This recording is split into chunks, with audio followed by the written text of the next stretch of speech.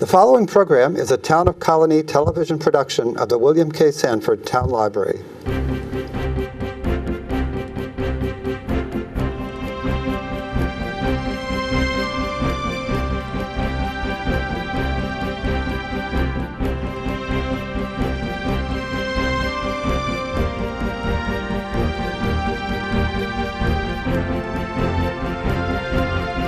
Good morning, everyone. And I'm well prepared. I have my cough drops, my Kleenex, but I will warn you, if I start coughing, you better plug your ears. It's not pretty. I didn't need these 10 years ago either. Okay, to get a little more serious. Good morning, and thank you again for the invitation to join you for the State of the Town. I must say it's very hard for me to believe this is my 10th State of the Town address before the Chamber. I would first like to thank the Chamber for hosting this very special event, especially my good friend Mark Egan, your new Capital Region Chair Denise Gonick, and Albany-Colonie Chair Andrea Crisafulli, as well as your directors and staff. Thank you all for this opportunity to be here with you today. I also want to thank CBRE Albany and the HMS Agency for sponsoring this morning's event once again this year. Thank you, Steve and Rich. We really appreciate this opportunity. For me, 10 years marks a milestone. Time has gone by so fast, but I'm confident that we have used our time wisely, and our many accomplishments demonstrate the progress we have made together. I can truly say that being your supervisor is a positive and rewarding experience. I can clearly remember my first State of the Town before the Chamber in January 2008. I was into my third week as supervisor. And Pete Gannon and I were working together at the time, and some people were wondering, what could she possibly have to say? She's only been here 3 weeks. After all, I was a teacher. What did I know about running a government? And so the story begins. My students, 7th and 8th graders at Shaker Junior High School, cheered me on and told me to just do my best and things would be great. They assured me of that. But one of their biggest questions was, would I be driven to my office each day in a limousine? Gotta love it. I think I'm gonna have to get my husband a cap. So after a wonderful career in teaching, I made the transition to town hall and the work began. Getting back to the question of what a teacher would know about running a government, well, you'd be surprised. I had gained many valuable skills from my many years of teaching. First, when you teach, you manage people every day. You utilize teamwork, communication, collaboration, problem solving, prioritizing, consensus building, organization, listening skills, compassion, time management, developing goals and plans to meet them, and the list goes on. The work began, and with the help of a great staff and a trusting community, the many challenges began to turn into opportunities to move the town forward. And yes, my teaching skills did turn out to be quite valuable. And now, as I enter my 10th year, 2017 promises to be a milestone year for Colony as well, as we complete the process of updating the town's comprehensive plan. The plan was adopted in 2005, and we have worked very hard to implement its vision. And I'll get back to the plan in more detail a little later. I think all of us who live and work in Colony know what a great town we live in, but it's always great when others recognize it too. And that's why I was so proud when Colony was once again named Best Suburban Community in 2016 Times Union Readers Poll. That's the third time in a row Colony has been voted the best in this category. Also, in April of 2016, a Siena College Research Institute survey found that an overwhelming 97% of Colony residents that were surveyed rated Colony as a great place to raise a family, with 73% indicating that they believe Colony is on the right track. The survey also underscored the fact that residents have a high degree of satisfaction with life in Colony, with our low taxes, our recreational facilities and library are truly excellent schools, and the wide range of goods and services available right here in our community. Finally, the Siena survey showed that our residents feel safe and secure in their neighborhoods, with 91% rating our police and 96% rating our firefighters as providing good or excellent service. I'd like to thank all our police officers, our EMS staff, and the firefighters from our 12 volunteer fire companies for working so hard to keep us safe. And we have Chief John Teal with us here today, and Chief Peter Barry, and our former Chief, Steve Hyder.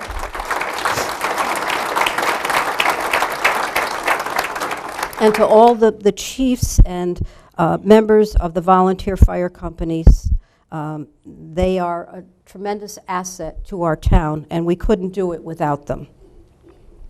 As you know, public safety has always been one of my very top priorities. That is why I am very excited that we have brought the Colony Police Department's regular staffing level excuse me, to 112 officers, the highest number in 25 years. The Colony Police Department has worked very hard to realize this goal, and working together, we were able to make it happen. In addition, both the Colony Police Department and our EMS department are now online with a new county-wide public safety radio system that increases efficiency and interoperability. As a shared resource, it also saves us money. Now we are working with our regional partners to develop a shared computer-aided dispatch system that will serve all of our first responders. And this year, our EMS department is in line to receive the American Heart Association's Gold Plus Award for excellence in cardiac care. What a huge honor for Colony. Many factors contribute to this success, including our outstanding paramedics and EMTs. Another is our ability to transmit data directly to hospitals from our ambulances, a result of equipping all of our ambulances with tablet computers. Also, following years of dedicated leadership by our EMS staff to provide free CPR training to the community, bystanders last year provided CPR in 84% of our cardiac arrest cases. As you know, proper training is extremely important for all of our emergency responders. Last November, we made a big leap forward at our municipal training center when we opened a streetscape incorporating the physical features encountered by emergency responders in the real world. The only such streetscape in the capital region. I want to thank Albany County Sheriff Craig Apple, District Attorney David Soares, and our Albany County Fire Coordinator Jerry Paris, as well as all our relevant town departments for making it a reality. When I assumed office in 2008, we inherited a budget of $91.8 million. 10 years later, Colony's 2017 budget is only $88.9 million. We're spending less today than in 2008. Keeping our budget low has been possible only because everyone in town government has pulled together to find new ways to hold the line on spending. For that, I am very grateful to the town board, our department heads, and all our dedicated town employees. And at this time, I'd like us to take a moment to recognize them. First, will our town board members stand to be recognized?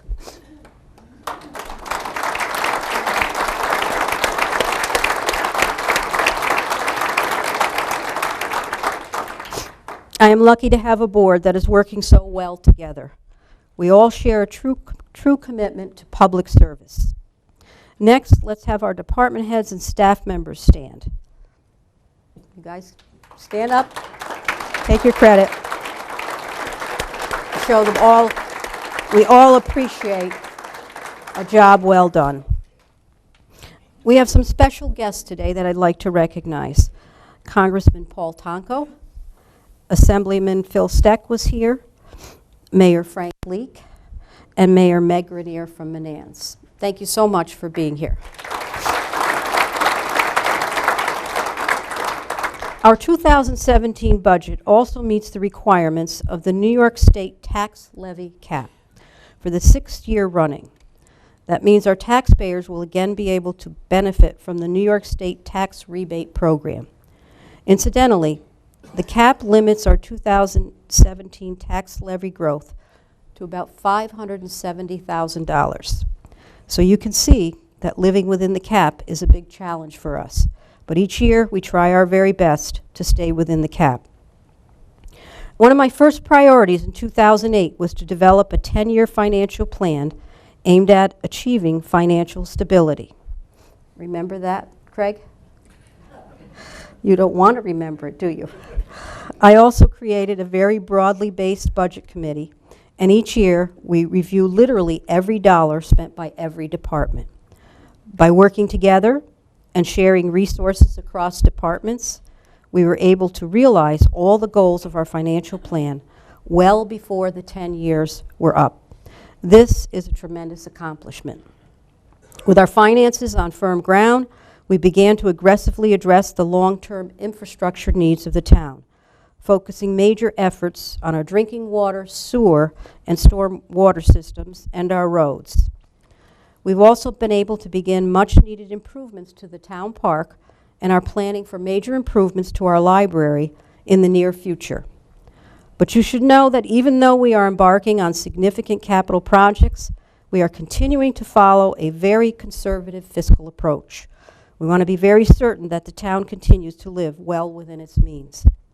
For the last few years, we have been making significant capital investments in our drinking water and sewer systems.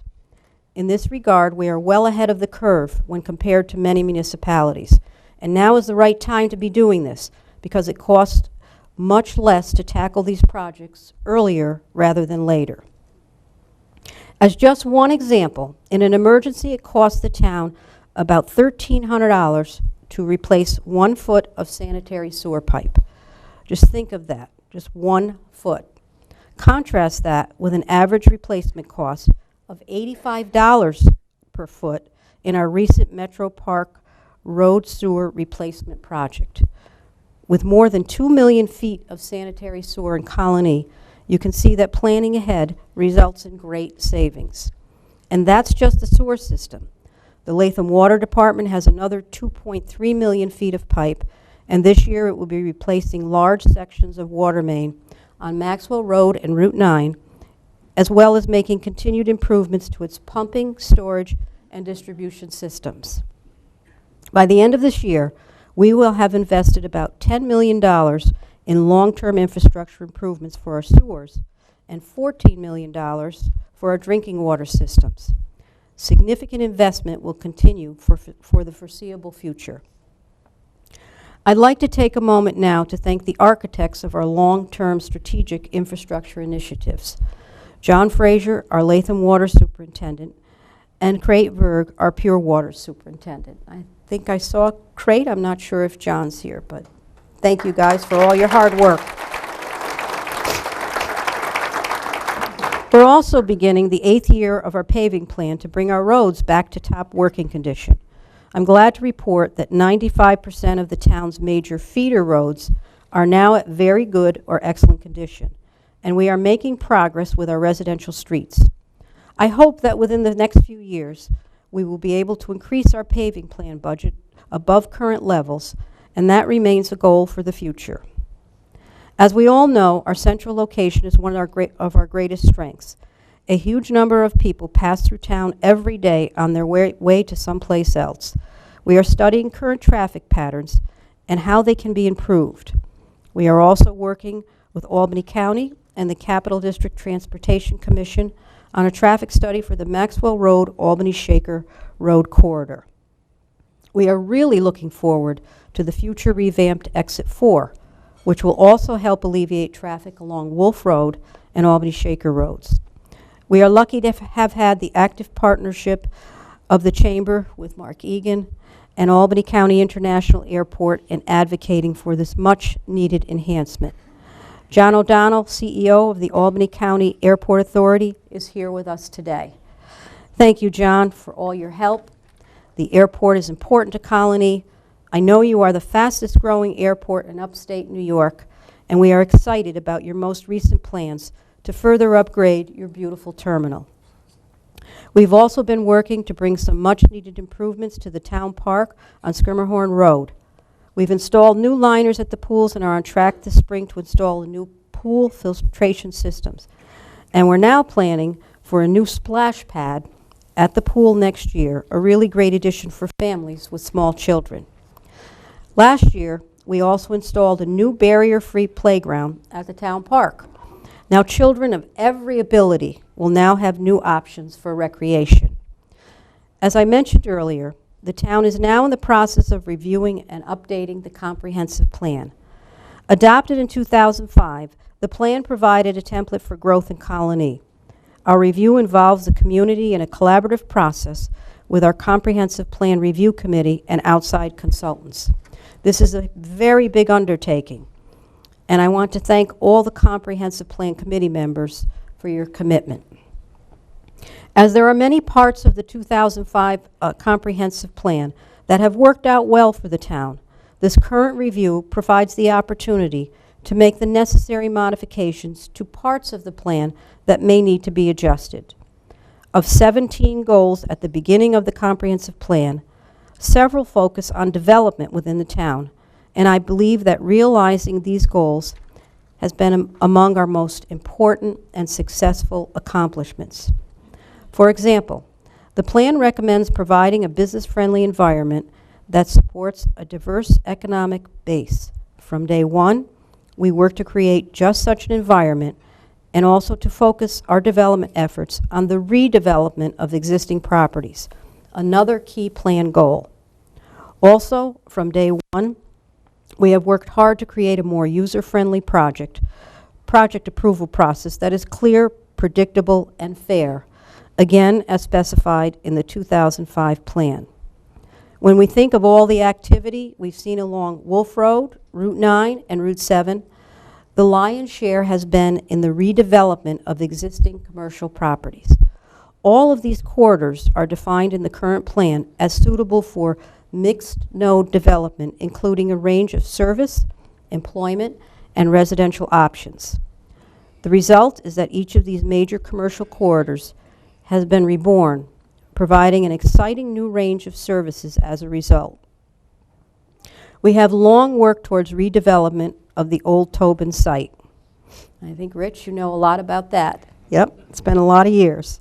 We were excited by announcement last December of very exciting plans for a mixed-use redevelopment there, incorporating the principles of new urbanism. This has been our most challenging site, and these plans follow many years of work and effort on our part. Now we will work cooperatively with the City of Albany to create the partnership necessary to make this dream a reality for all of us. So stay tuned. Updates to follow. We have also made significant progress in meeting the plan's goal of protecting our natural environment, both through preservation of open space and development of potential recreational trail corridors. I am really proud that we have increased open space significantly in recent years. In 2013, we created the Mohawk Riverside Landing Park at the site of the former Latham Water Treatment Plant on River Road. The park provides another connection to the bike path, one of 4 new bike path connections under my administration. Again, establishing such interconnectivity with the bike path is a high-value objective in the current comprehensive plan. Last fall, the town took ownership of an additional 23 acres of open park land at the Schuyler Flats Cultural Park after it was deeded to us by the Open Space Institute. And in 2013, we took ownership of 127 acres of open space along Sand Creek Road. We received another 23 acres north of Route 9 as a result of the Northern Pass development. Taken all together, we now have 1,155 acres of town-owned land dedicated to recreational and open space. Plus, we are now in the process of dedicating 144 acres to the pine bush to assure continued protection of this ecosystem so unique to our town. In addition, the town requires conservation easements for development projects. They are simply parcels deeded to the town that exist as undisturbed open space. We are now approaching 100 acres in such conservation easements. The comprehensive plan directs the town to encourage a mix of housing types for seniors in appropriate areas of the community, and we have made the availability of new senior housing options at every income level a priority. We are especially excited about the affordable senior apartments being constructed through the Elks Lane project. And the former Little Sisters of the Poor is being redeveloped into low-income senior housing meeting federal guidelines. And its chapel is being converted into the new home of the Curtain Call Theater, increasing both the theater's seating capacity and walkable cultural options for residents. In addition, the 2005 comprehensive plan recommended building mixed-node communities that create a pedestrian-friendly village center. Example is the village at New Loudon, a location recommended in the comprehensive plan as a preferred site for such development. Similarly, the new Crisafulli apartments on Aviation Drive are congruent with planned goals of making Wolf Road into a more walkable, mixed-use node or town center. The comprehensive plan also called for nodes allowing for greater density and approval for a number of larger planned development district projects we see being developed today actually predate my administration. At the time the plan was enacted, these increased densities met comprehensive plan goals. However, I think it might be time to take a new look at the issue of density as we work through our review process. Finally, one of the comprehensive plan's goals direct the town to maintain the town's high level of public safety services, community services for youth and seniors, and the public at large, and public utility infrastructure services. To all of these, I will simply say, done, done, and done. And I want to say once again for the record that I remain totally committed to funding supportive programs for both our youth and seniors going forward. In closing, I would like to thank all of you for being here today and for your commitment to Colony. Your many business, professional, and volunteer efforts help make Colony the vibrant, successful community it is today. And working together, I think we've exceeded all expectations, certainly more than when I thought when I first walked into Town Hall 10 years ago in January 2008 after leaving my teaching position. I assure you that one thing that has not changed over the last 10 years, and that is my commitment to the people of the great town of Colony. Thank you so much for being here and for putting up with my cold and my nasally voice, but we got through it, and I'm so glad that we could all be here together this morning. So have a wonderful day. Thank you so much.